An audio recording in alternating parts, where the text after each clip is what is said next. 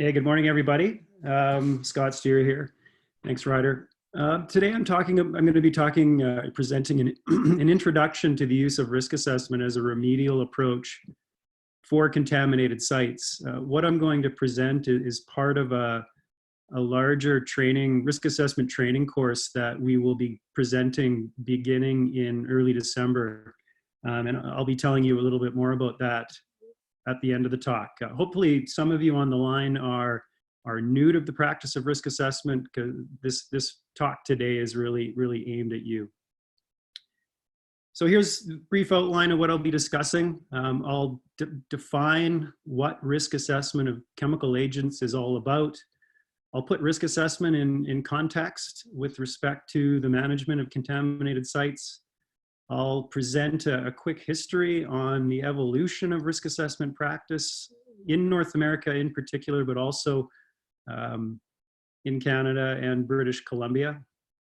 And I'll close by introducing you to 7 key concepts that I think are fundamental to risk assessment and things that a risk assessor should be comfortable with and understand very well in order to produce defensible risk assessments. So start with just a quick definition of what risk assessment of chemical agents is. It really is a systematic process that we use to determine whether a chemical agent could harm people, plants, or animals. Just very fundamental. In contaminated sites, what we're using risk assessment for is determining whether chemical contaminants in soil, groundwater, sediment, or air related to historic commercial or industrial uses of a piece of land, whether or not those chemicals could harm human health or the environment under the existing site uses and conditions or some future expected, anticipated site uses and conditions. So that's what we use it for. But there's also other uses of risk assessment of chemical agents that goes on. It is the basis for the water, soil, air, and food quality standards that regulatory agencies produce. Basically, in that scenario, you're running a risk assessment in a reverse, and you're backing out safe concentrations for those media.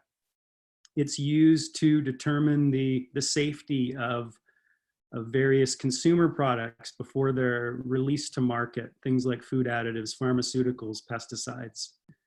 Risk assessment's also used in environmental impact assessment. In that case, it's very similar to what we use it for on contaminated sites. However, it's used more in a predictive capacity. Before a big capital project is constructed, a mine site or a petrochemical facility, an environmental impact assessment's done to predict what harm the release of chemical agents into the environment could have on human health and the environment. So some context, where does risk assessment fit into the contaminated sites process?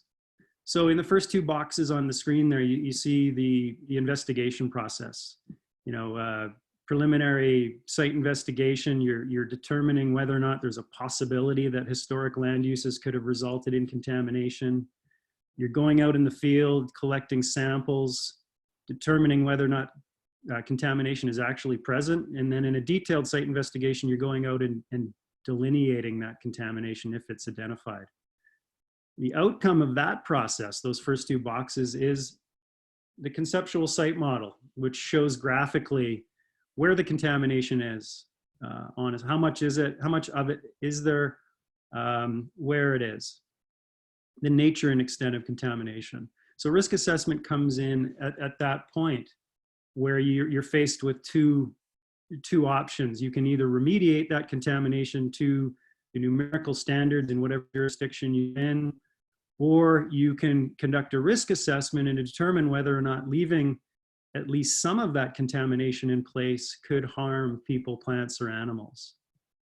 So let's take a closer look at those 2 options. So option 1, remediation to numerical standards. And It is what it exactly as it's described. Basically removing the contamination either through just physical removal, yarding it out of the ground, or some kind of in situ treatment to reduce concentrations to concentrations that are below standards. Clear advantages of this option is that you're eliminating the contamination, so you're eliminating the liability, which is attractive to some property owners. It works well for simple sites. When contamination is limited, it's accessible, sometimes easier just to take it out. The disadvantage is it's can be very expensive if contamination is widespread, or it's difficult to access, or it's difficult to treat in situ. Sometimes it's just not feasible to remediate a site to numerical standards. Option 2 is risk assessment and risk management. So as I indicated, rather than taking out the contamination, you're assessing the risk to human and ecological receptors if that contamination were to, at least in part, remain in place.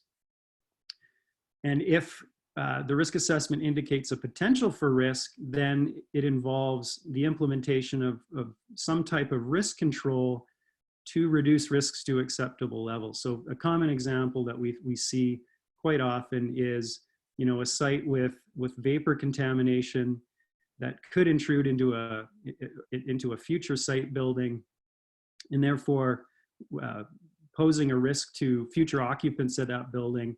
We need to put in a risk control to prevent the intrusion of the vapor. So quite often what happens is a vapor barrier is installed beneath the future building during construction, and that blocks the exposure pathway and results in acceptable risk, and the contamination can remain in place. So it's important to point out that risk assessment and risk management is often implemented in concert with some amount of remediation. It's in certain cases, contamination is dealt with entirely by risk assessment, but on complex sites, it's often applied in combination with option 1. So the advantages of option 2 here, risk assessment and risk management, is it's often more cost effective than remediation to numerical standards, particularly if contamination is at all widespread or difficult to reach. The disadvantages is that you're leaving contamination in place, and therefore you're leaving liability, environmental liability, to the property owner in the form of sometimes land use restrictions and the ongoing monitoring and maintenance of risk controls. So for the example I raised, the installation of a vapor barrier to prevent vapor intrusion, that vapor barrier is going to have to be maintained in perpetuity, or at least until it can be shown that it's not necessary to mitigate human health risk. And historically, there used to be some amount of stigma attached to sites that were risk managed. But I would say that that's not so much an issue anymore.